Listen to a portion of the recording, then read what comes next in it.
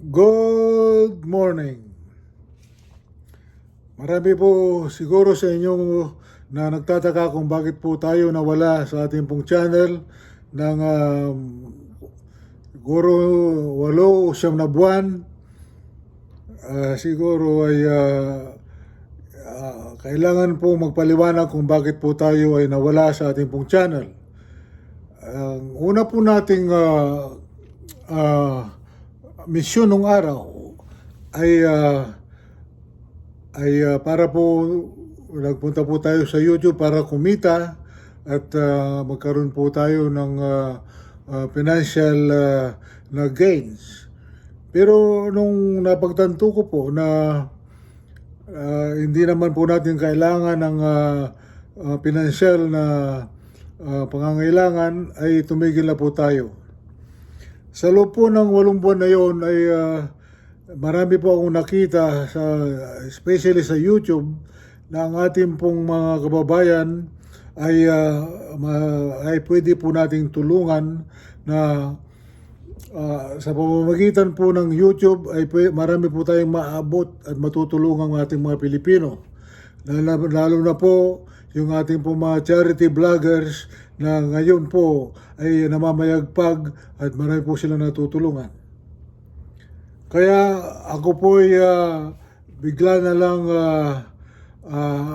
nagising at siyempre kailangan po nating gumawa ng paraan, at siyempre yung pera na yan ay nandyan nakakalat lang at pwede natin damputin at atin pong pwedeng itulong sa ating pong mga kababayan. Kaya sa inyo pong tulong, sana po mapalaki natin pong channel. Marami po tayong mga views upang kumita po ang ating pong channel, at ipinapangako po ng inyong lingkod na ang ating pong kikitain ay itutulong po natin sa ating mga kababayan. Magiging transparent po tayo kung ano po ang ating gagawin, at siyempre hindi po natin alam kung ano ang kahihinatnan ng channel na ito sa mga darating mga panahon. Sa ngayon po nasa Amerika pa rin po tayo, at sa loob ng mahigit 1 buwan ay papunta na po tayo sa Pilipinas, at doon po ay maghahanap po tayo ng ating mga kababayan na nangangailangan ng tulong. Dahil sa ating pong mga hindi po nangangailangan ng tulong ay parang baliwala. Pero kung tayo po ay nasa isang kalagayan na hindi po natin alam kung saan natin po kukunin ang susunod po nating isasaing, kung ano po ang susunod nating ulam, ay isipin nyo na lang po kung paano mairarao sa maghapon. Pwede tayong magpalipas ng gutom, pero hanggang kailan? Ganun na lang ba araw-araw?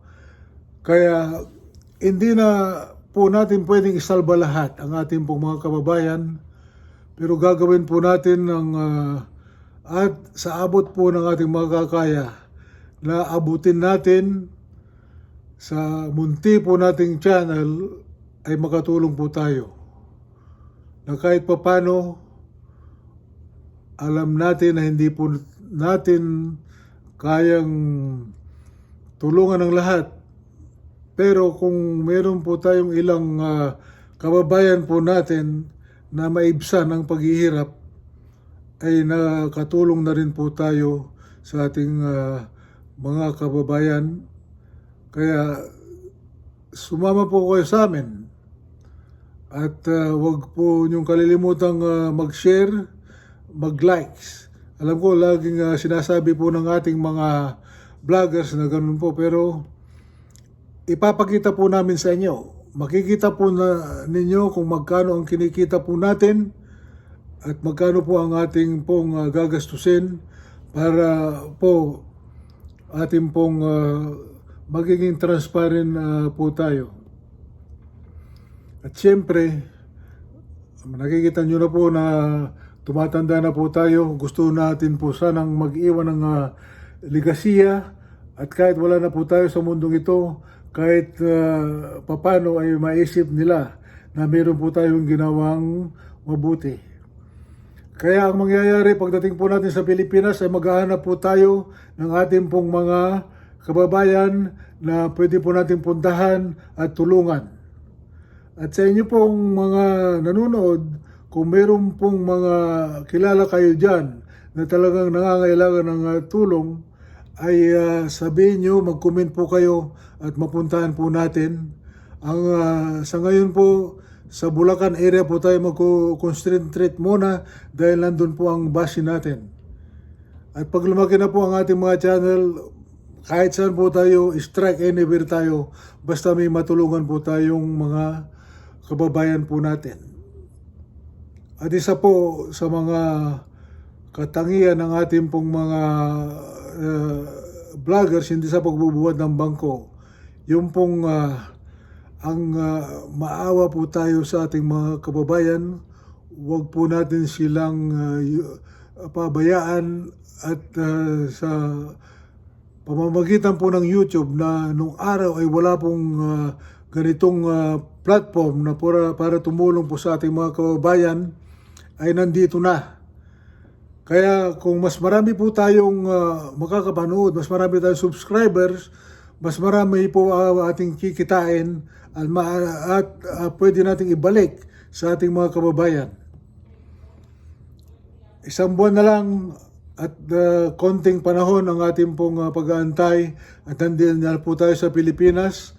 At sana po, huwag kayong mag-atubiling mag-comment at sabihin nyo po kung ano po ang ating gagawin dahil ito po ay kakaiba dahil makikita po natin lahat ang ating kikitain, magkano po natin ang ilalabas po natin at itutulong sa ating mga kababayan.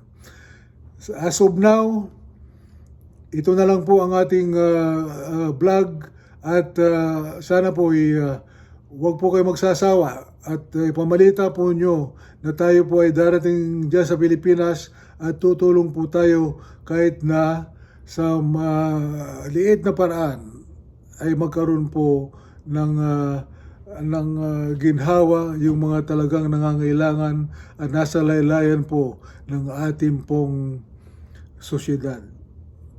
Maraming salamat po.